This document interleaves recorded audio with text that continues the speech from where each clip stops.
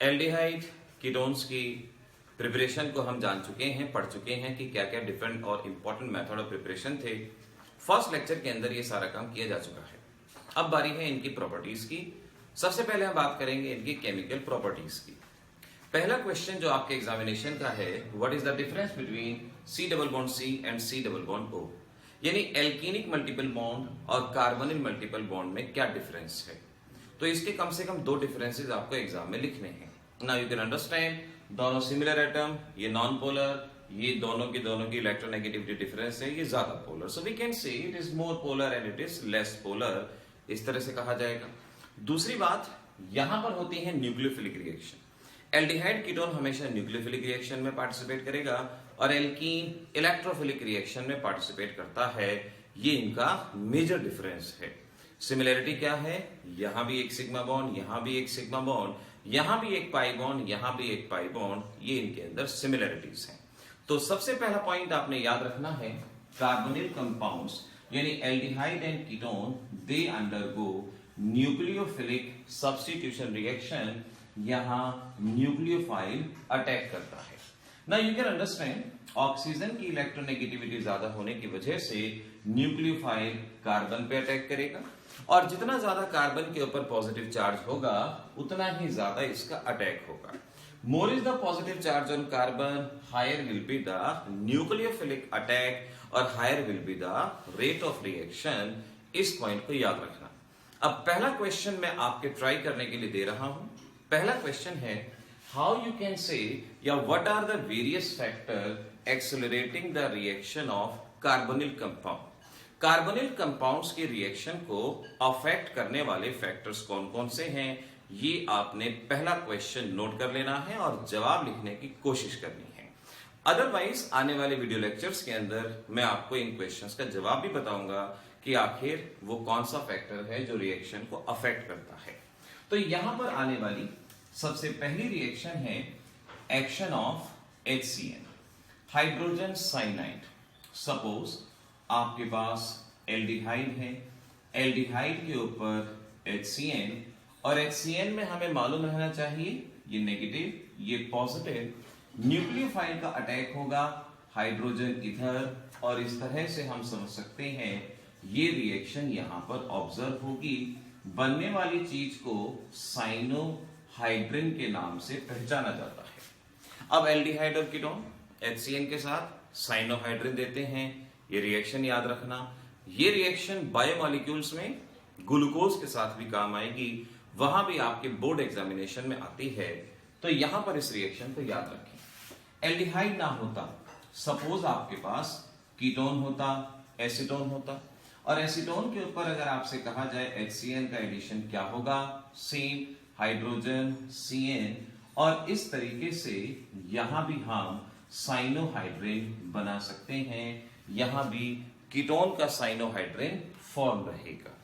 इस तरह से ये थी हमारी पहली रिएक्शन HCN, और यहां पर आपसे पूछा जाएगा साइनोहाइड्रिन क्या होता है, तो आप इसको बता पाएंगे। और ध्यान रखना, बायोमॉलिक्यूल में भी ये रिएक्शन इंपॉर्टेंट है। दूसरी रिएक्शन है सोडियम बाइसल्फाइड रिएक्शन, NaHSO3, इसका एक्शन। अब NaHSO3 की रिएक्शन को अगर आपको दिखाना है तो बिल्कुल इस ऊपर वाली रिएक्शन के हिसाब से ही आपने इसको करना, यानी हाइड्रोजन ऑक्सीजन पे बाकी बची हुई चीज इधर। So you can understand this is like this, SO3 Na, इसे सोडियम बाइसल्फाइड एडिशन प्रोडक्ट के नाम से पहचाना जाता है। सोडियम बाइसल्फाइड एडिशन प्रोडक्ट इसे कहा जाएगा। तो NaHSO3 के साथ सोडियम बाइसल्फाइड एडिशन प्रोडक्ट बनेगा, और इस प्रोडक्ट की खास बात है ये सॉलिड होता है। और सॉलिड होने का मतलब ये हुआ एल्डिहाइड्स और कीटोन को आइडेंटिफाई करने के लिए इस रिएक्शन का इस्तेमाल किया जा सकता है। आपका दूसरा क्वेश्चन, सेकेंड क्वेश्चन है, what is the significance of sodium bisulphite addition product. So आप समझ सकते हैं it can be used for detection of aldehyde and ketone etcetera.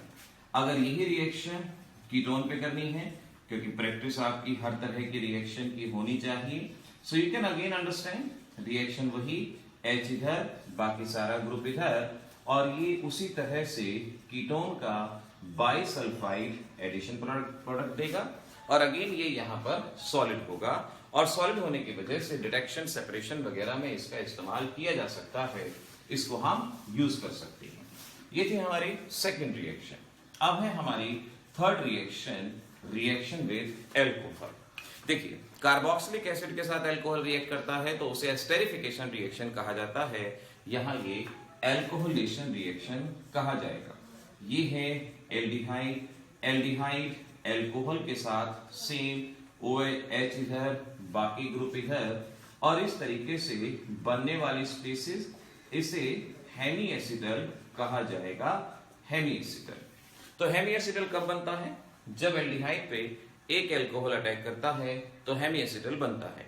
Ketone पे करेगा तो हेमी कीटल यहां पर फॉर्म होगा, और अगर यहां पर मैं दूसरा एल्कोहल रिएक्ट करता हूं HOH बाहर, और इस तरह से बनने वाली स्पीसीज को एसिटल कहा जाता है। तो आपके एग्जाम का अगला question, what is meant by cyanohydrin, what is meant by hemi acetal and what is meant by acetal, ये यहां तक याद रखना। यही रिएक्शन अगर आपकी कीटोन के ऊपर हो जाएगी तो कीटोन पे भी आपने इसी तरह से करना है, बॉन्ड इधर, ये इधर। So can you tell me, आप इन्हें क्या कहेंगे? एक एल्कोहल हुआ, इट इज हेमी कीटल, और ऐसे ही एक और एल्कोहल की रिएक्शन आप कराएंगे और इस तरह से बनने वाली चीज को कीटल कहा जाएगा। तो हेमी एसिटल, एसिटल, कीटल वगैरह ये यहां से आप बना सकते हैं, ये चीज यहां बन सकती है। अब आपने होमवर्क में यहां पर एक क्वेश्चन कर लेना है कि आपके पास ये क्वेश्चन है, आपको इस रिएक्शन को कंप्लीट करना है कि आपके पास कीटोन है और कीटोन पे डाई एल्कोहल रिएक्ट कर रहा है और आपने बताना है कि यहां बनने वाला प्रोडक्ट क्या होगा, उसे किस नाम से कहा जाएगा। और आज का लास्ट क्वेश्चन ये है कि आपने ये बताना है what is the significance of hemi acetal and acetal, और कीटल या हेमी कीटल, इनका सिग्निफिकेंस क्या रहेगा। ध्यान रखिए ये सभी रिएक्शन आपने बायोमोलिक्यूल्स में ग्लूकोज के साथ भी करनी है, वहां पर भी इस तरह के रिएक्शंस को आपको आना चाहिए। तो अगर आप इन रिएक्शंस को करेंगे तो ग्लूकोज के साथ की रिएक्शन की तैयारी आपकी ऑटोमेटिकली होती जाएगी। और एक बात और ध्यान रखिए, मैंने ऑर्गेनिक मॉक टेस्ट के बारे में कहा था, अब अगले 2 दिन के बाद ऑर्गेनिक का मॉक टेस्ट हम कंडक्ट करेंगे। आपके पास मॉक टेस्ट आपके रजिस्टर्ड व्हाट्सएप नंबर पे भेजा जाएगा। जिन बच्चों ने अभी तक व्हाट्सएप पे रजिस्ट्रेशन नहीं करवाया वो अपना नेम, क्लास, सिटी, स्टेट और स्टेट बोर्ड ये नीचे दिए गए व्हाट्सएप नंबर पे सेंड करेंगे और उनके पास ऑर्गेनिक का मॉक टेस्ट सेंड किया जाएगा। वो उसे अपने घर में सॉल्व करेंगे और जैसा पिछला मॉक टेस्ट हुआ था, जिस बच्चे को वो हमारे पास बाय पोस्ट भेजेगा उसका मॉक टेस्ट इवेल्युएट किया जाएगा, उसके मार्क्स दिए जाएंगे, उसकी गलतियां उसको बताई जाएंगी। तो बच्चों इस तरह से यहाँ आप प्रैक्टिस करते रहिए और देखते रहिए। अगले वीडियो लेक्चर्स में बाकी प्रॉपर्टीज के बारे में बात करेंगे।